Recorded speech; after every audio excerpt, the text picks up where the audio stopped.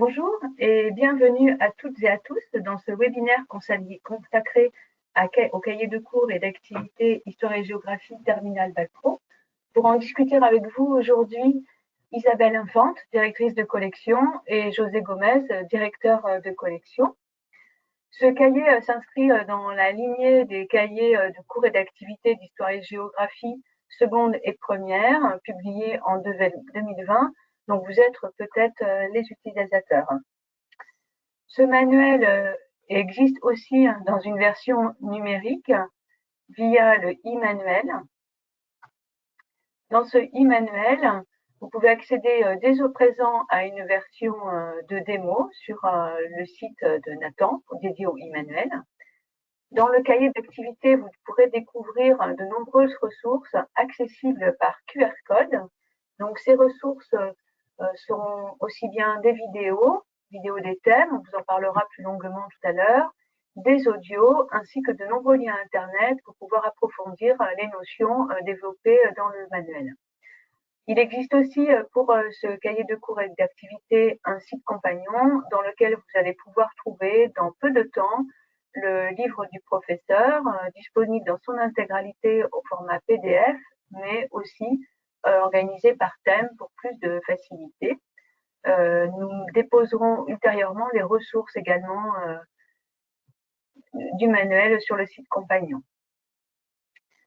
Eh bien, avant de commencer, petite information, sachez que ce webinaire sera disponible dès demain sous sa forme de replay.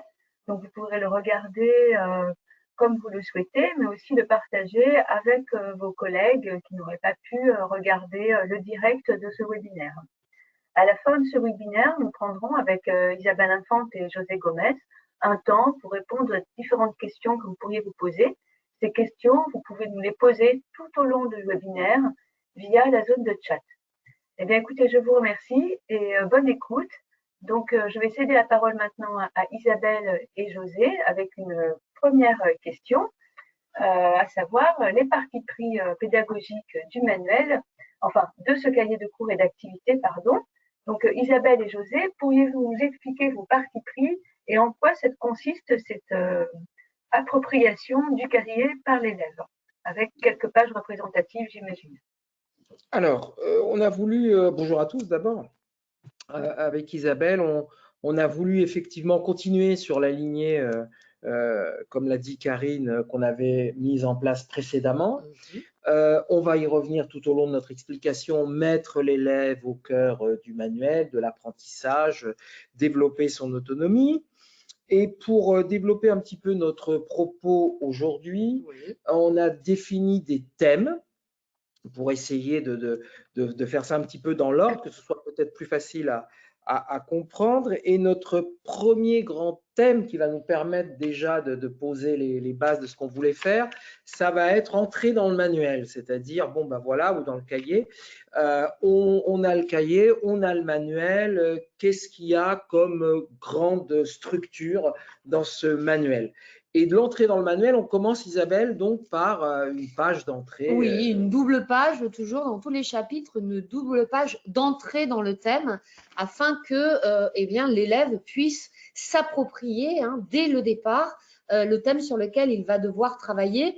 Donc, on est toujours dans l'idée du cahier, puisque c'est un cahier de cours et d'activités, donc un cahier qui sert à l'élève, qui sert aussi au prof, mais qui sert avant tout à l'élève, puisque souvent dans nos pratiques, on remarque, nous en tant que prof, et quand on observe nos élèves, que finalement le manuel, souvent, l'élève l'utilise assez peu, et nous, on a essayé de penser un outil qui est vraiment pour l'élève. Et donc, cette double page en est ici l'illustration, puisqu'elle est organisée autour de deux grands documents, toujours deux grands documents en couleur qui prennent vraiment la place.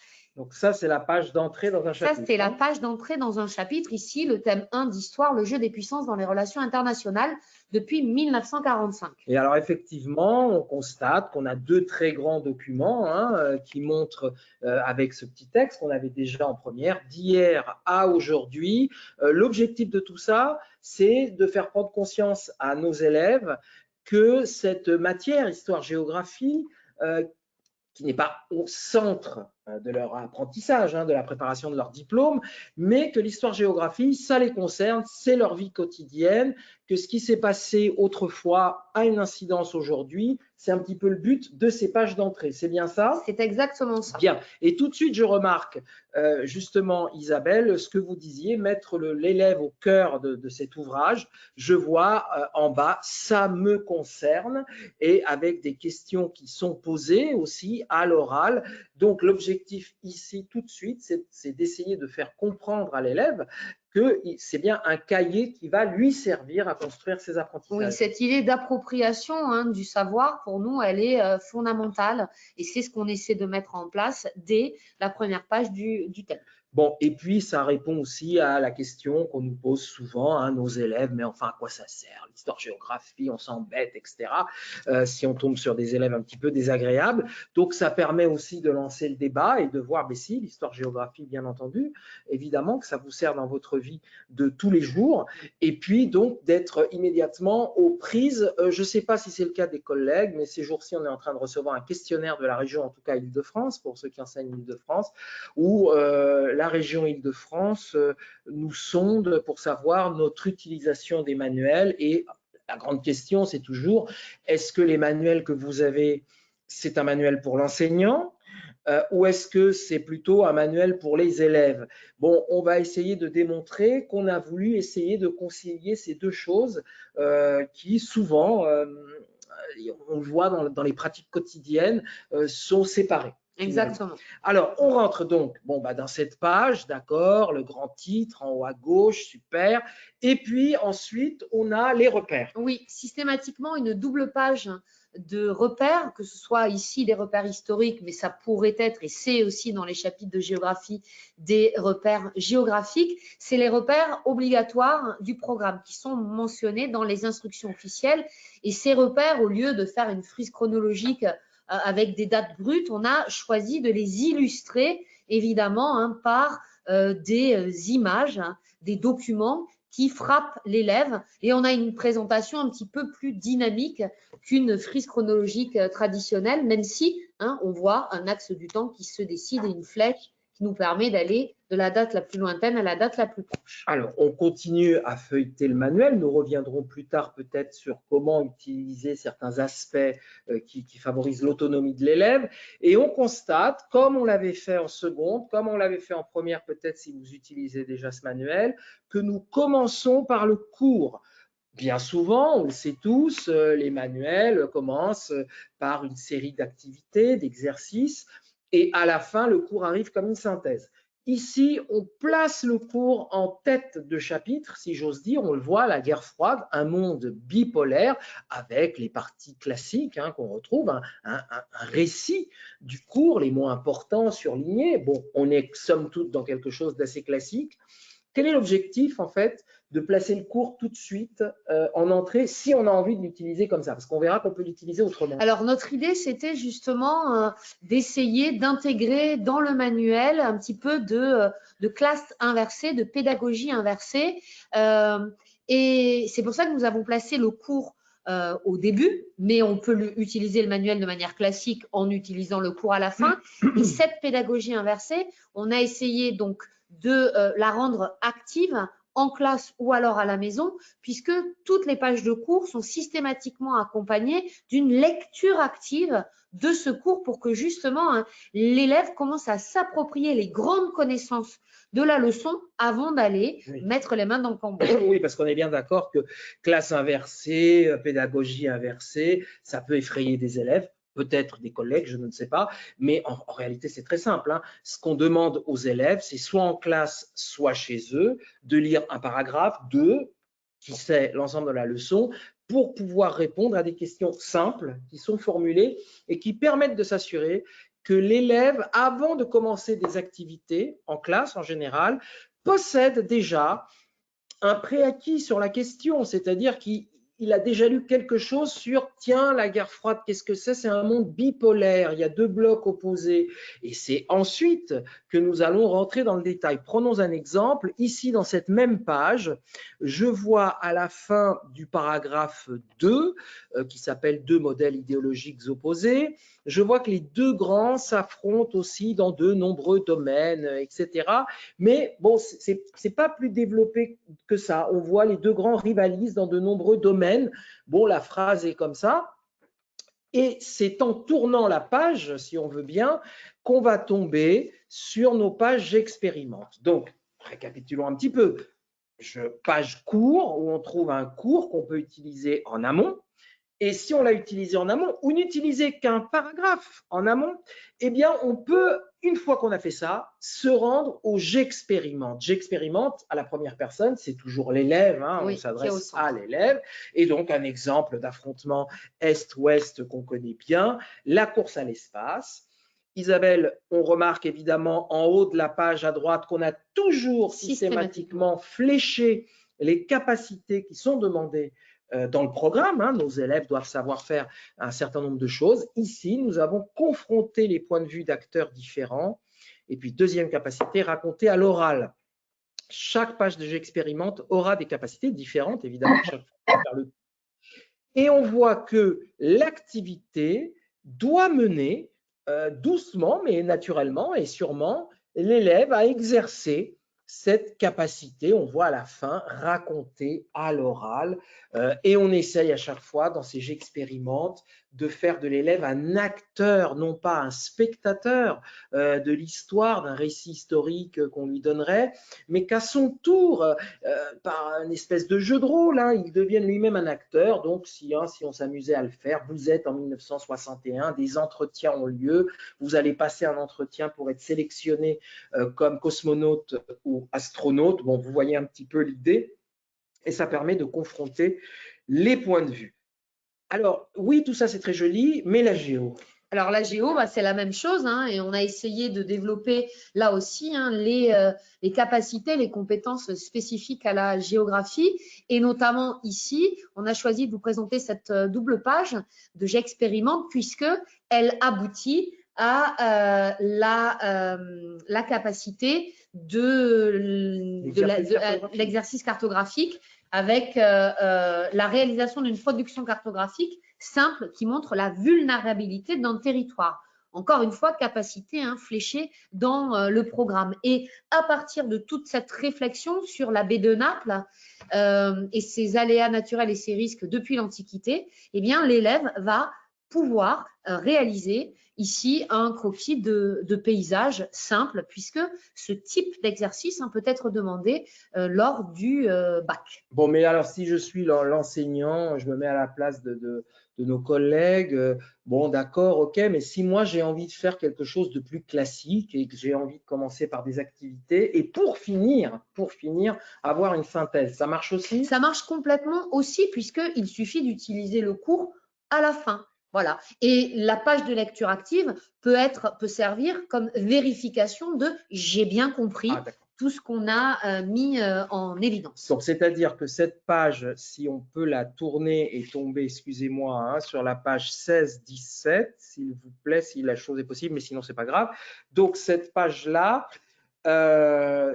voilà, ou celle-ci, très bien. Cette page-là sert d'exercice, oui, soit après un cours, soit pour entamer en fait la réflexion. Parfait. Exactement. Donc, ça fonctionne dans les deux sens. Alors, on constate évidemment que la question qui m'avait été posée à titre personnel, on peut rédiger, si on le souhaite, hein, voilà, l'élève peut rédiger directement sur le cahier de cours et d'activité. Il est à la fois un manuel, puisqu'on a un cours du vocabulaire, des définitions, les repères nécessaires au bac, mais aussi un cahier d'activité. Donc ça, c'est un petit peu la présentation très générale de l'entrée dans l'ouvrage. Mais il y a un autre thème qui nous tient à cœur, on l'a dit très brièvement, mais on va y revenir, c'est l'apprentissage en autonomie. Oui. Et surtout qu'on a affaire, c'est toujours important l'apprentissage en autonomie, mais là en plus on a affaire d'abord à un contexte particulier qu'on a tous vécu. On s'est retrouvé avec des élèves qui étaient à la maison et nous de l'autre côté d'un écran. Bon, voilà. Et puis surtout, il y a une autre caractéristique pour les élèves qui sont en pro, Isa. Oui, c'est-à-dire qu'un certain nombre d'élèves qui sont en lycée professionnel suivent une scolarité en alternance, en apprentissage, et donc sont souvent livrés à eux-mêmes, n'ont pas toujours un prof derrière eux pour leur expliquer, pour les aider. Et donc, on a essayé là aussi d'avoir un manuel qui pouvait être vraiment approprié par les élèves en apprentissage. Donc, ce serait notre deuxième thème, apprendre en autonomie et exercer en fait plusieurs types de mémoire. C'est vrai qu'il y a des élèves qui ont une mémoire, on va dire, classique, qui apprennent le cours de façon un peu classique. Et puis, on constate tous qu'on a des élèves qui ont d'autres types de mémoire, qui apprennent autrement ou qui peuvent apprendre autrement. Alors, nous, dans ce manuel, on a prévu un certain nombre de choses. Par exemple, chaque thème s'ouvre sur une vidéo. Oui. Une vidéo qui montre les grands axes du thème, les grandes thématiques. L'élève peut la diffuser autant de fois qu'il le souhaite. Oui, en la téléchargeant sur son téléphone portable. Voilà. Il regarde la vidéo, bien sûr, elle est commentée. Ça peut être utilisé par le professeur en classe, évidemment. Évidemment. Et c'est vrai que ça exerce un autre type de mémoire, de voir les acteurs de l'histoire plutôt que de les lire. On est bien d'accord. Et puis, quand on tourne un petit peu les pages, on va revoir des pages qu'on a vues. Donc là aussi, les repères seront animés. Il y a un portfolio des repères qui est prévu. En scannant le QR code, les élèves ont accès à ces repères animés. Donc là aussi, c'est une autre manière de retenir. Très bien. Et puis, alors, au cours de la leçon aussi, je vois, cours 1, ici une démocratie reconstruite face aux défis de l'après-guerre. On voit qu'on a le cours, ça on l'a déjà dit, écrit, rédigé, bien entendu. Classiquement, les mots importants de vocabulaire sont en une couleur, en gras d'autres, etc. Très bien. Et puis, bon, ben voilà, on a un élève qui n'aime pas lire pour des raisons X et Y, on en a un certain nombre. Ça va être rébarbatif si le professeur dit apprenez la page dans une semaine. Et il peut mémoriser autrement. Oui, puisque tous les cours sont enregistrés en version audio qui peuvent être là aussi téléchargés et réécoutables à l'envi par l'élève. D'accord. Donc, ça lui permet là aussi d'utiliser sa mémoire auditive. Et c'est vrai qu'on a de plus en plus d'élèves qui utilisent cette mémoire auditive, étant donné que toute la journée, ils sont en train de regarder des vidéos, des séries. Et cette mémoire auditive fonctionne assez bien désormais. Et puis, bon, on le sait, ils sont greffés à leur téléphone portable, bon, nous aussi par ailleurs. Donc, s'ils ont téléchargé la leçon de façon audio, c'est vrai que dans le bus, etc., ils peuvent écouter. Bon, on peut aussi envisager en classe, c'est un vendredi de 5 à 6, où les choses sont un peu plus tendues des fois, de dire aux élèves, bon, écoutez, là, vous allez mettre vos casques, ils ont pris soin de télécharger avant sur leur téléphone portable, ils passent le QR code, et vous allez écouter une fois, 2 fois, 3 fois la leçon, puis je ferai un petit test. C'est une autre possibilité pédagogique. C'est une autre possibilité pédagogique qui est à notre disposition. Donc ça, c'est bien entendu l'autonomie. Autre, alors, visuel, audio, auditive, classique, évidemment, lecture, apprentissage par cœur, des définitions, tout ce qu'on veut. Et puis, rendre l'élève actif quand même. Oui, actif dans, encore une fois, cette appropriation des connaissances. Et donc, on a imaginé des pages « Je retiens autrement », toujours l'élève au centre, avec ici, comment retenir les repères et les notions du thème 2. Alors là, c'est en histoire. Et on s'est dit qu'il y avait aussi des élèves qui retenaient mieux quand ils étaient en train de faire les choses. Une espèce de mémoire corporelle, on pourrait dire kinesthésique, sans que ça soit vraiment celle-ci. Mais voilà, et là, on leur propose donc, dans le premier exercice, de réaliser une frise. Et puis, dans le deuxième exercice, de réaliser, en tout cas, de compléter une carte mentale. Et là aussi, il y a des élèves qui ont besoin vraiment d'être actifs au moment où ils mémorisent. Et donc, voilà, au lieu d'avoir une fiche, de réaliser une fiche de cours, une fiche de révision traditionnelle, on passe par de l'exercice actif, oui, on met la main à la pâte, Voilà. finalement. Bon, et ce qui est dit là, on dirait qu'on enfonce des portes ouvertes, mais il n'empêche que bien souvent, moi, si on m'explique comment il faut faire un trou dans le mur pour mettre une vis avec un tournevis, en théorie, je comprends très bien. On me l'explique à l'audio, je comprends toujours. On me l'explique en visio, bah, parfait. Mais si je le fais moi-même, bon, bah, ça ira encore mieux. C'est sûr que l'expérimentation, c'est quand même très important. Donc, plusieurs façons pour un élève de s'approprier déjà l'ouvrage, hein, puisqu'il y a des tas de choses qu'il peut faire seul sans son professeur. Ces mêmes choses peuvent quand même être faites guidées par le professeur en classe, mais on constate quand même que là, il y a toute une série de choses qu'il peut faire en autonomie finalement. On peut s'emparer de cet ouvrage et faire beaucoup d'exercices très différents. Ça, c'était notre deuxième thème. On a voulu favoriser l'autonomie des élèves. En plus, on est en terminale, donc hein, on est presque à la fin de l'enseignement. Il y aurait un troisième thème maintenant. Ce troisième thème, ce sont peut-être des pages où on a voulu se démarquer un petit peu, donner le champ libre à l'enseignant, être un peu moins directif. Oui, on a créé, que ce soit en histoire, en géo et en EMC, des pages projets. Alors, ces pages projets, là aussi, on a essayé de les centrer sur des documents en grande taille, de beaux documents qui attirent l'œil et toujours avec des consignes assez larges pour que l'enseignant qui utiliserait ces pages puisse lui-même rajouter, préciser ce qu'il voudrait faire avec les élèves. Et donc, on est là systématiquement dans un travail de groupe, puisque là aussi, cette capacité de travailler en groupe, elle est évaluée en permanence. Alors, si on prend cet exemple, on voit deux magnifiques documents iconographiques, oui. Vous l'avez dit.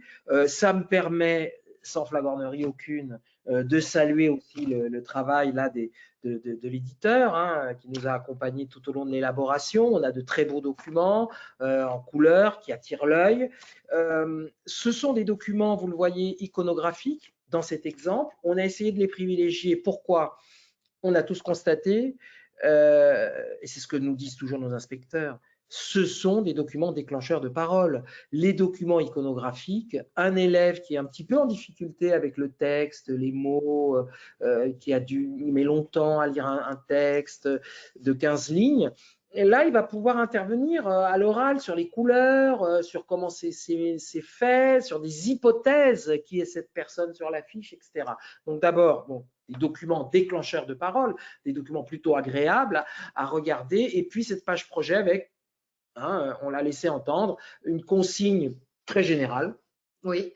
On a voulu ici laisser aussi le champ libre au professeur, d'accord, qu'il puisse lui aussi décider ce qu'il va faire de ces documents. Alors, ces pages projets, on les retrouve en histoire. Bon, bah d'accord, là, ici, on voit. Ah, on les retrouve aussi en géographie. Oui, tout à fait. Toujours avec ce même principe, des documents iconographiques grands, beaux, qu'on voit bien, déclencheurs de parole, déclencheurs de réaction en tout cas, surtout quand ils sont mis comme ça côte à côte. Et ici, c'est en géographie et toujours. Alors, par contre, ici en EMC, on voit que on n'est pas non plus totalement enfermé dans les grands documents iconographiques, et puis ça nous permet de parler de l'EMC d'ailleurs. Donc en EMC aussi, on a des projets. Alors Isabelle l'a dit, essayer de motiver les troupes en faisant des groupes sur des thématiques assez contemporaines, la question du changement et des risques environnementaux. Bon, quand même, les élèves en entendent parler tous les jours, partout, dans les médias, donc on peut les mettre activement. Et puis donc l'EMC, Isabelle. Oui, et donc vraiment dans ces pages projets, il s'agit chaque fois d'aboutir à une réalisation extrêmement concrète pour les élèves, réaliser une affiche, réaliser un PowerPoint. En EMC, ça peut être réaliser ici une enquête justement auprès des élèves, toujours en quelque sorte pour que une nouvelle fois, l'élève soit vraiment au cœur et s'approprie. On est d'accord que c'est parce que l'élève agit, parce que l'élève fait, qu'il va vraiment s'approprier. Si c'est un simple spectateur, ça n'ira pas. Bon, on est bien d'accord avec ça, et je pense que nos collègues aussi, nous sommes nous-mêmes enseignants, on passe notre vie comme vous dans des salles de professeurs et on échange, et on est bien d'accord sur ça. Alors, On a fait 3 thèmes pour l'instant. On a découvert l'ouvrage, on est entré un petit peu, le cours, classe inversée, pas classe inversée, j'expérimente. On a vu l'autonomie. On vient de voir, mais on n'a pas fini en fait, des pages qui sont un petit peu en décalage. Alors justement, à part les pages projet, il y a encore un autre type de page. Alors je vois ici GeoArt, mais je sais qu'il y a aussi Histoire, avec ce jeu de mots habile qui n'échappe à personne. Donc, GeoArt. Donc, ce sont des pages, on va y revenir Isabelle, ce sont des pages qui ont pour but de traiter les programmes d'histoire-géographie, de préparer les élèves aux examens, de les préparer aussi au monde professionnel, bien entendu. Mais ce sont des pages qui ont pour objectif de sensibiliser, soit de réveiller, ou soit d'entretenir une sensibilité artistique chez les élèves de ces filières. Et ici, je vois qu'on fait de la géo, on est bien d'accord, ou on va faire de l'histoire. Mais on va faire ça à travers une œuvre d'art. Et évidemment, on connaît tous le problème de l'œuvre d'art en classe. Si on n'a pas un canevas, un guide très précis pour l'élève, une espèce de rail, de chemin de fer, pour qu'il puisse avancer dans la compréhension de l'œuvre d'art, c'est un peu la foire d'empoigne. Chacun y va de son avis, c'est pas beau, c'est moche, j'aime bien. C'est pas ça. Donc nous, ce qu'on veut, c'est leur donner des clés pour essayer de comprendre un petit peu. Et puis autre chose, et je vous laisse la parole, Isabelle, c'est je constate quand même, et puis je le sais puisque j'ai quand même fait ce manuel, on essaye de privilégier des œuvres d'art quand même qui puissent parler aux élèves. Oui, quoi, complètement. On n'est pas dans les trucs voilà, donc ici, on est tombé dans la facilité du street art, évidemment, qui est une forme d'expression artistique qui touche pas mal de nos élèves. Et les pages, elles sont toujours construites sur le même modèle. Donc, on a une première page avec l'œuvre d'art en grand, toujours une présentation de l'auteur, une présentation du contexte, puisque on fait de l'histoire et de la géo, et la mise en contexte, pour nous, c'est fondamental, c'est le cœur de nos disciplines. Et puis, la deuxième page où on a effectivement une méthode, comment on analyse une œuvre d'art, c'est toujours la même, pour aboutir toujours à l'étape finale où l'élève doit rendre compte de cette œuvre d'art. Alors ici, c'est à l'oral, mais ça peut ne pas être qu'à l'oral, ça peut être à l'écrit aussi. Mais on retrouve toujours ces mêmes étapes. C'est un côté rassurant aussi pour nos élèves de savoir qu'ils vont cocher ces 3 cases, présenter l'œuvre d'art, observer et décrire, interpréter. C'est ce qu'on fait tous en classe, évidemment. Mais bon, voilà, on va aussi trouver ces pages qui, sont pas toujours attendues dans un manuel d'histoire-géographie et notamment dans la filière professionnelle. Et nous, on a voulu apporter ça aussi dans cet ouvrage. Donc, entrer dans le manuel, apprendre en autonomie, des aspérités. Bon, on a bien rigolé, mais on est en terminale. Ouais, et il y a l'examen à la fin de l'année. Alors, qu'est-ce que vous avez prévu? Alors, eh bien, les doubles pages vers le bac sont là pour préparer nos élèves à être prêts pour l'épreuve du baccalauréat. Donc, cette épreuve du baccalauréat, elle dure 2h30. Il y a des sujets zéro, enfin un sujet zéro qui est sorti à la fin du mois de février, que vous pouvez trouver sur le site du ministère. Donc, c'est une épreuve assez longue, en tout cas dans le sujet zéro, puisque ça fait quelque chose comme 18 pages, avec beaucoup de documents. Et nous, notre parti pris, ça a été de permettre à l'élève de s'entraîner au type d'exercice auquel il sera confronté le jour de l'examen. Donc, on est d'accord. Ce n'est pas des annales. Non. Ce n'est pas un sujet zéro. Nous, ce qu'on veut, c'est entraîner les élèves, les préparer en fait aux divers types d'exercices qu'ils vont trouver à cette épreuve de bac. Il y a de l'histoire, il y a de la géo, il y a des exercices variés, il y a des repérages, il y a de la frise chronologique. On a essayé à chaque fois de faire un petit peu le tour des divers exercices. On voit dans la page de droite, dans la seconde partie, du travail sur document. Ça fait partie de l'épreuve, évidemment. Et c'est le cœur de nos matières. Et c'est le cœur de nos disciplines.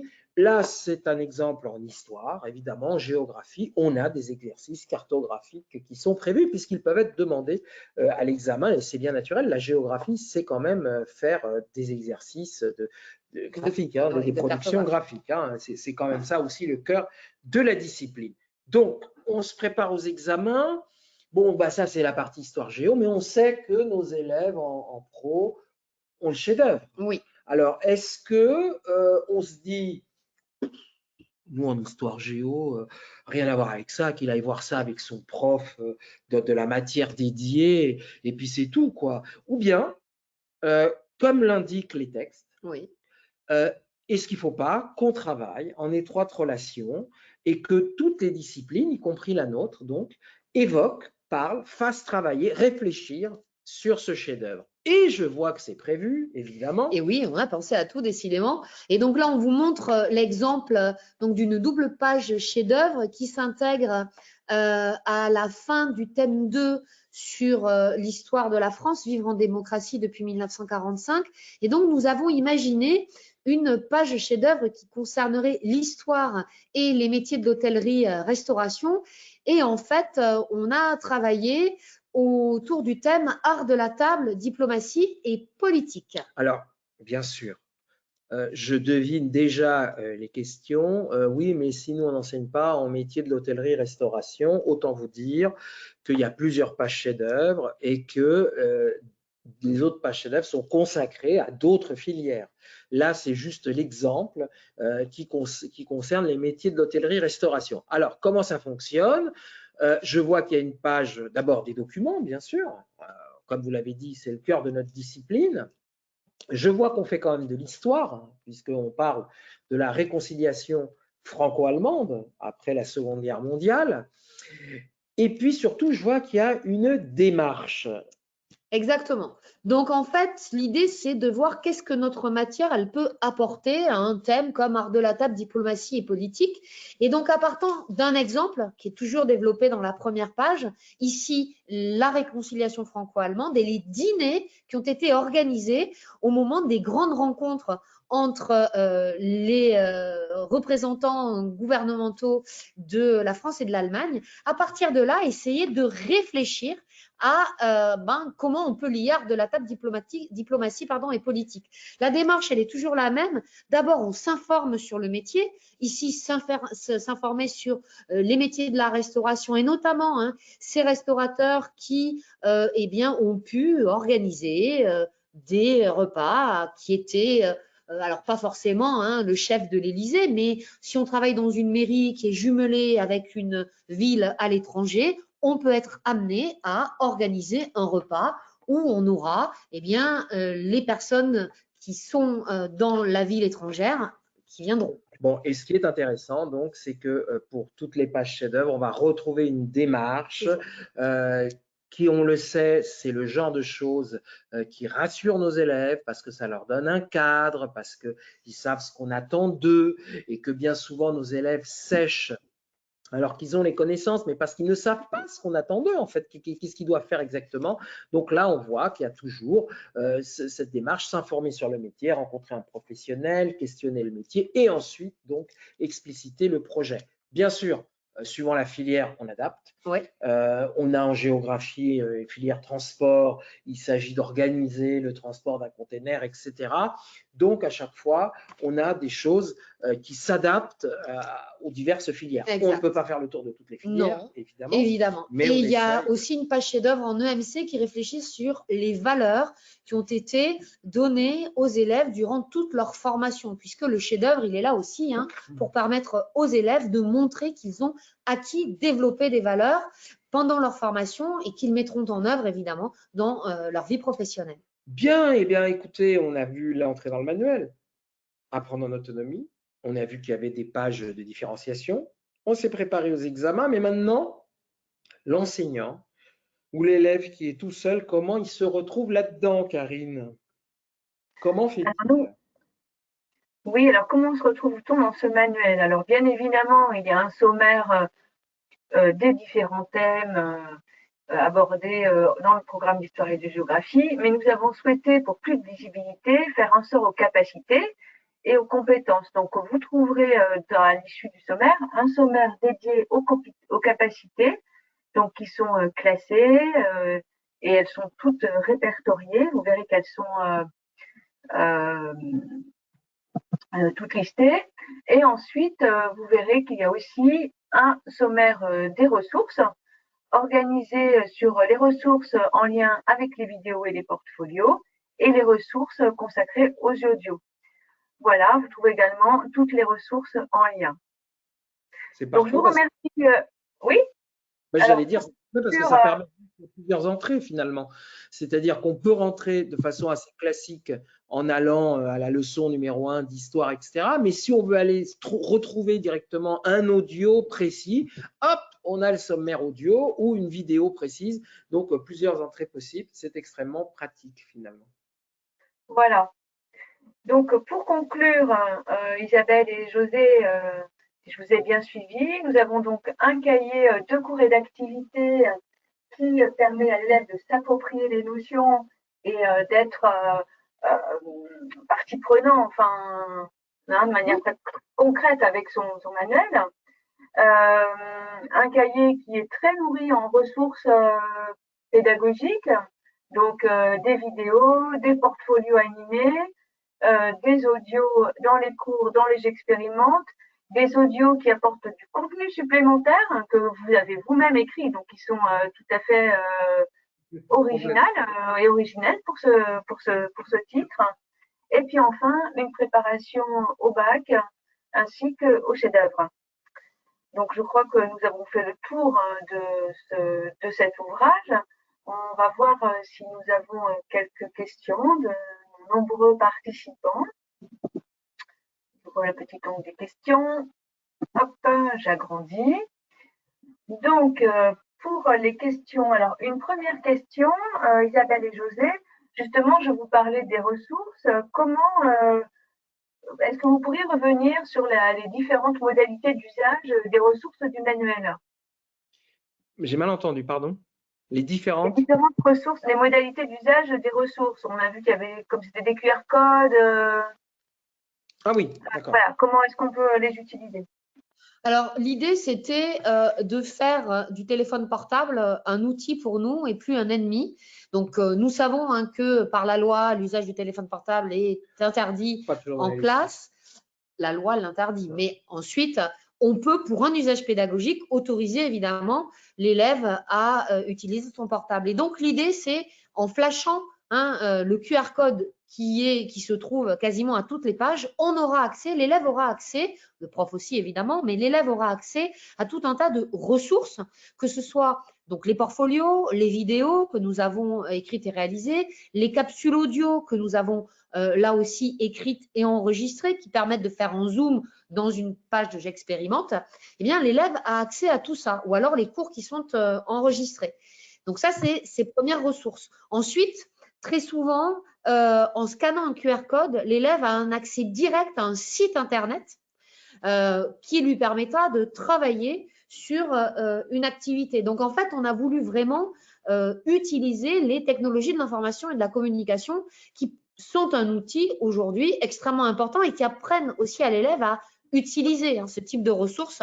On sait tous qu'ils n'en font pas toujours un très bon usage. Bon, ce qui est aussi, ce qui est peut-être à retenir aussi, c'est qu'on peut l'utiliser en classe pour un usage pédagogique classique, c'est-à-dire que le professeur peut diffuser sur le grand écran de la classe la vidéo en question. Mais, bah, comme tu l'as dit, ça peut être aussi une utilisation plus individuelle.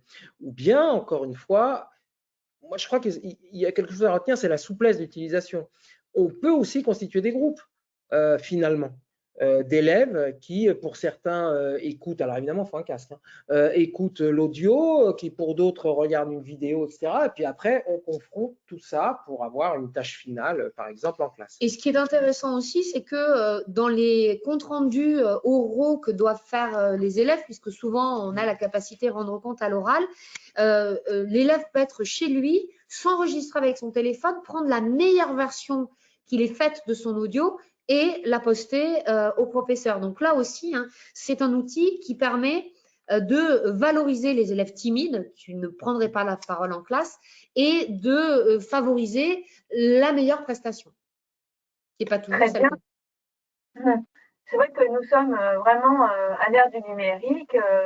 Le numérique est utilisé en classe maintenant dans de nombreux établissements, surtout en histoire et géographie. Et du coup, ce manuel qui existe dans sa version e-manuel. Donc, le e-manuel, je le rappelle, c'est une solution qui vous permet à la fois de feuilleter à travers la bibliothèque les pages du manuel, mais surtout les documents qui sont présentés sur la page de gauche sont empilés les uns sous les autres. Donc vous avez en haut le visuel de la double page et puis chaque document de la page est présenté en colonne et sur la colonne de droite, il y a donc tout l'appareil pédagogique avec les différentes questions qui sont forcément consommables dans la version e-manuel. Donc vos élèves peuvent remplir collectivement en classe le e-manuel ou chez eux individuellement via l'ENT par exemple. Donc les élèves remplissent, accèdent à des corrigés, peuvent partager avec vous les professeurs leurs travaux.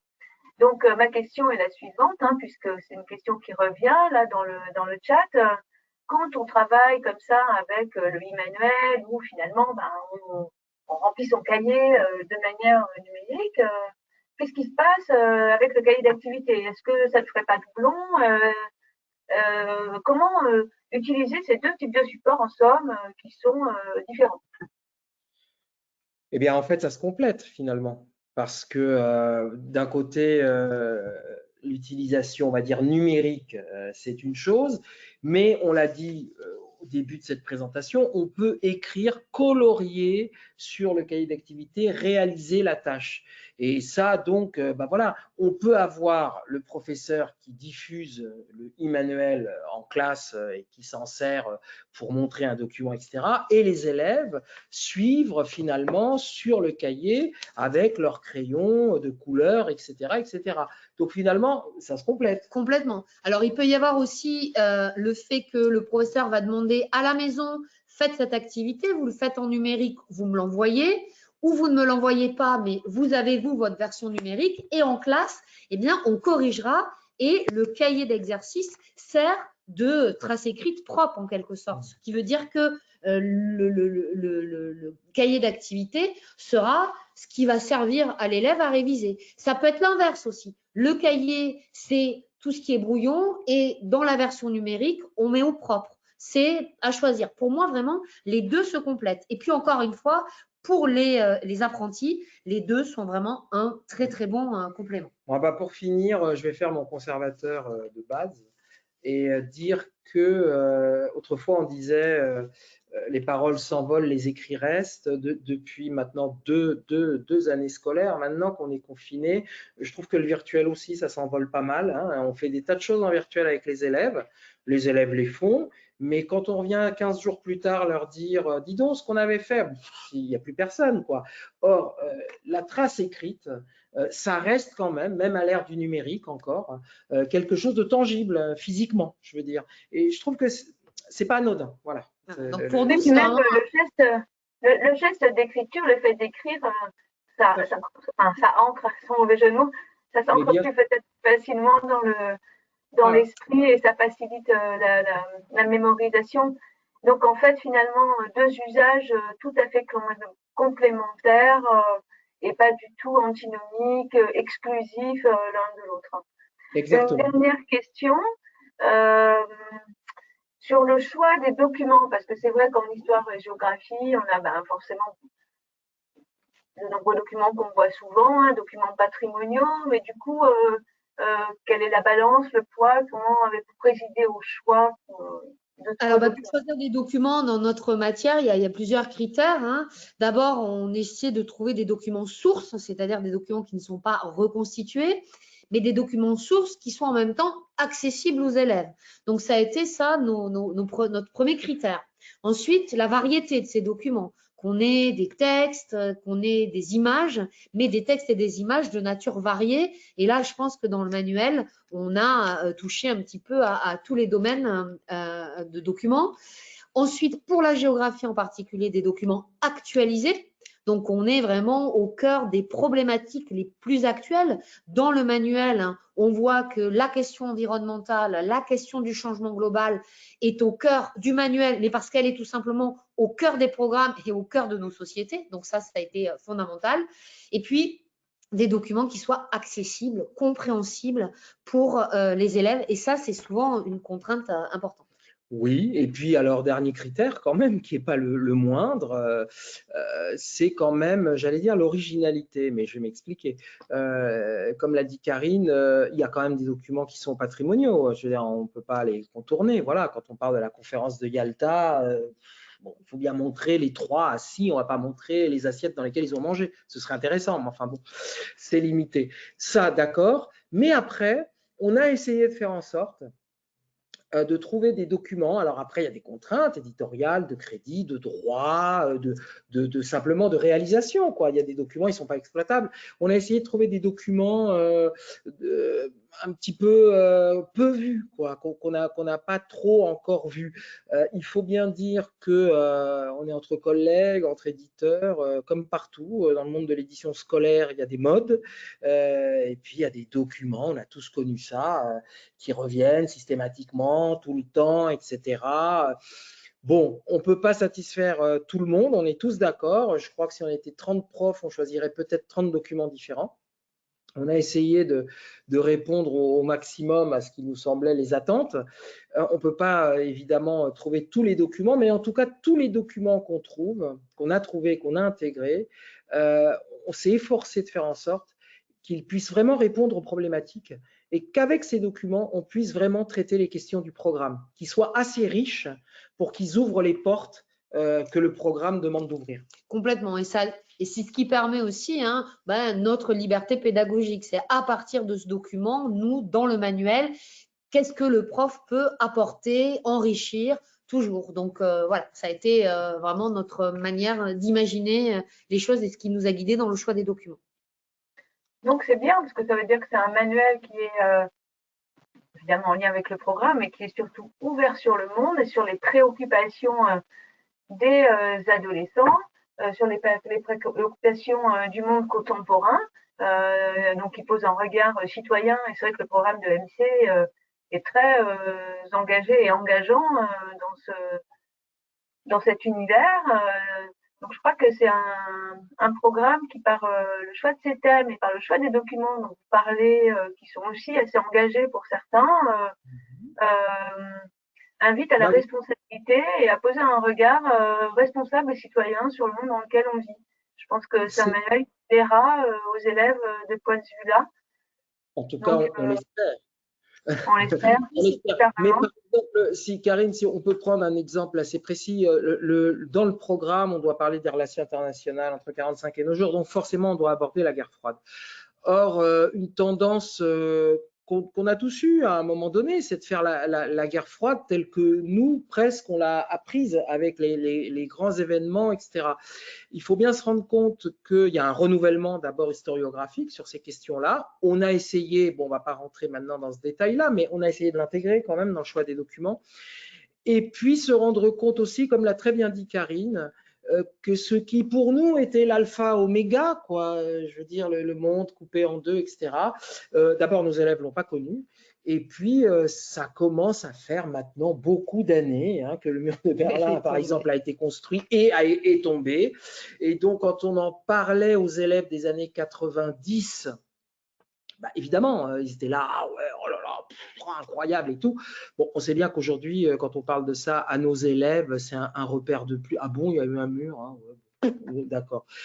Voilà, donc c'est vrai que moi, mon formateur m'avait dit, mon petit Gomez, vous verrez, c'est une sacrée matière l'histoire. Chaque jour qui passe, c'est une page de programme en plus. Et c'est vrai, voilà. Moi, quand j'ai commencé à enseigner, bon, voilà, on ne parlait même pas de Mitterrand pratiquement. Et aujourd'hui, bon, bah voilà, Mitterrand, c'est un objet d'histoire, quoi. Mais vraiment. Donc voilà. Pour terminer, on sait que les élèves qui vont quitter le lycée là et qui vont passer le bac sont des citoyens, mais pas en herbe. C'est-à-dire que en 2022, ils vont voter.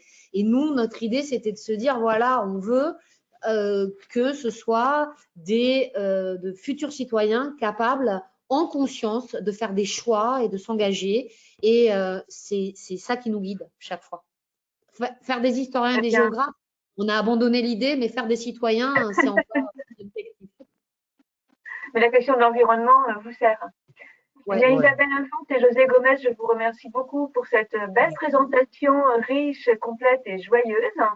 Merci pour votre enthousiasme qui a accompagné tous ceux qui nous ont écoutés et toute la création de ce manuel que j'ai le plaisir de faire à vos côtés. Je vous rappelle à toutes et à tous que ce webinaire sera disponible en replay dès demain et j'espère que vous pourrez le partager, qu'il vous aura vous aussi enrichi et égayé votre journée. Eh bien, je vous dis à toutes et à tous à très bientôt pour un prochain webinaire. Et puis Isabelle et José, à bientôt pour fêter la fin de ces manuels autour d'une terrasse. On pourra enfin. Merci, au revoir. Au revoir. Au revoir.